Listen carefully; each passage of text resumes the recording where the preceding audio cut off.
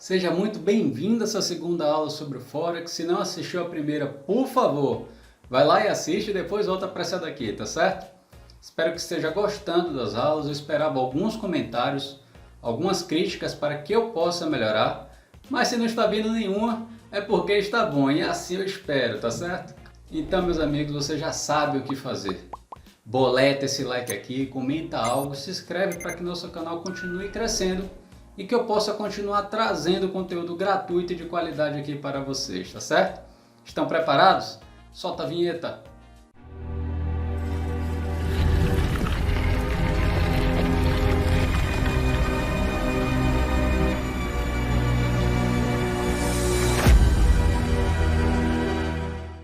Nesta aula iremos falar sobre os principais instrumentos e os principais agentes do Forex.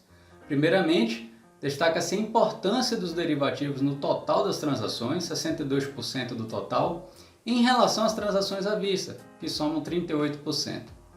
Já o FX Swap responde a 40% das operações do mercado. Esse é um instrumento clássico de hedge cambial, uma vez que pode neutralizar a exposição cambial de uma empresa produtiva, garantir a receita de uma empresa exportadora e a compra de uma empresa importadora. Por outro lado, é também um instrumento de derivativo mais usado para o carry trade. Vale destacar ainda que os derivativos de bolsa representam apenas 3% das transações cambiais internacionais.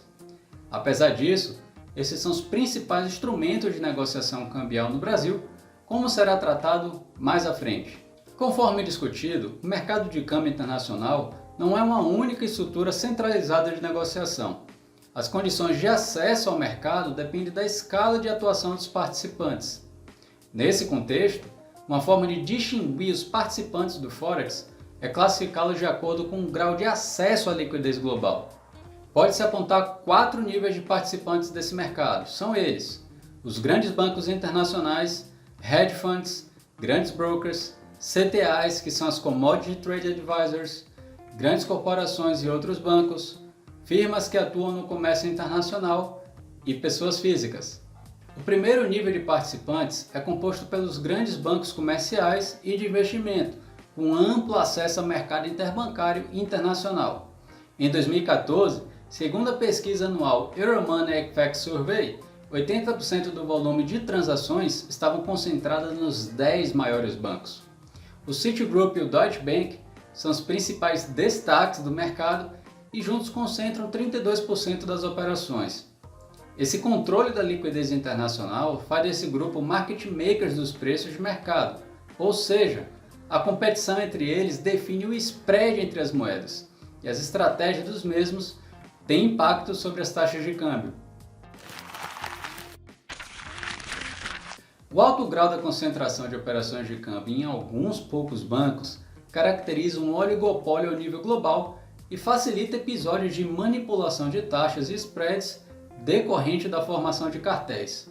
Recentemente, uma investigação conduzida pelo Departamento de Justiça dos Estados Unidos desvendou um esquema de manipulação de taxas de câmbio e condenou 4 grandes bancos, o JP Morgan, Barclays, Citigroup e o Royal Bank of Scotland, que se declararam culpados por conspirar para manipular a taxa de câmbio dólar-euro no mercado à vista e em julho de 2015 concordaram em pagar 2,5 bilhões de dólares em multas criminais. Esse esquema de manipulação funcionava por meio de um chat eletrônico onde membros do cartel combinavam condutas anticompetitivas. Em uma delas, os bancos manipulavam a taxa de câmbio à vista para obter ganhos sobre os contratos com clientes. Como veremos mais à frente, a negociação de câmbio à vista, os bancos fecham contratos à taxa de câmbio do dia e têm 2 dias para entregar a divisa. Nesses 2 dias, os bancos envolvidos operavam no mercado para manipular a taxa de câmbio e assim obter ganhos e impor perdas aos clientes. Como exemplo, quando um banco vendia um contrato de euro à taxa de 1,3 dólar por euro, esse combinava com o cartel para forçar uma apreciação do dólar em relação ao euro, de forma que essa taxa se reduza para 1,29, por exemplo, conferindo ganhos para o banco que comprava euros a 1,29 dólar e vendia a 1,30 para o seu cliente. Ou seja, a conduta anticompetitiva consistia em troca de informações e ações coordenadas para influenciar o mercado e, nesse caso específico, para induzir a queda da cotação do euro. Segundo as investigações, a menção à manipulação da taxa real dólar das conversas eletrônicas do cartel e referências ao boicote das instituições locais para reduzir a competição no mercado de câmbio. O segundo nível de participantes inclui hedge funds, companhias de seguros, CTAs, fundos de pensão, grandes corporações, bancos e brokers. A diferença para o primeiro nível é um custo de transação um pouco maior e um acesso um pouco mais restrito à liquidez disponível. Os hedge funds tipicamente adotam estratégias direcionais, movendo grandes somas de recursos e apostas em determinada moeda de forma a influenciar o mercado. Essas instituições são apostadoras de tendência e movem-se de forma coordenada com prazos mais alongados. Existem players deste mercado que usam dados de operações cambiais entre centros offshore e outros centros financeiros como uma aproximação da atividade dos hedge funds no Forex e apontam para a importância das operações de carry trade no portfólio dessas instituições. Já as CTAs atuam com horizontes bem mais curtos, com limites de uma semana ou mesmo intradiário.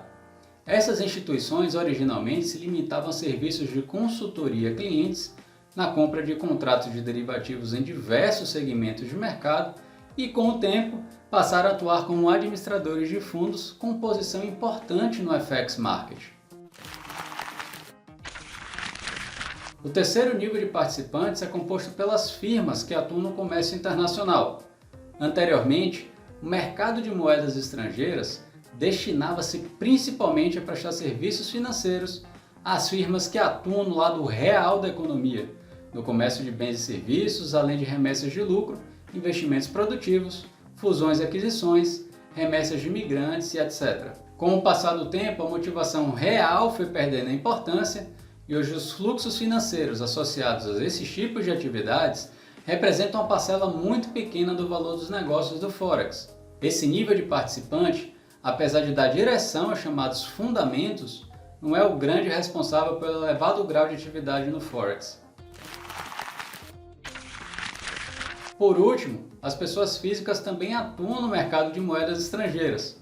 Nos últimos anos, graças ao advento das plataformas de negociação online, os indivíduos podem negociar livremente no mercado Forex. Existem dezenas, talvez centenas de plataformas desse tipo que permitem o acesso das firmas e indivíduos às apostas no mercado de câmbio. O fato não seria de grande relevância se fosse um fenômeno restrito, mas a negociação direta de indivíduos no Forex ganhou importância considerável nos últimos anos. A modalidade de especulação usada por indivíduos foi denominada Foreign Exchange Margin Trading, onde uma quantia em dinheiro é depositada como colateral para o broker e as apostas dos indivíduos são ajustadas na margem. Como exemplo, a plataforma oferecida por grandes bancos permite apostas com uma alavancagem de 1:100 e um mínimo de aplicação de $5.000.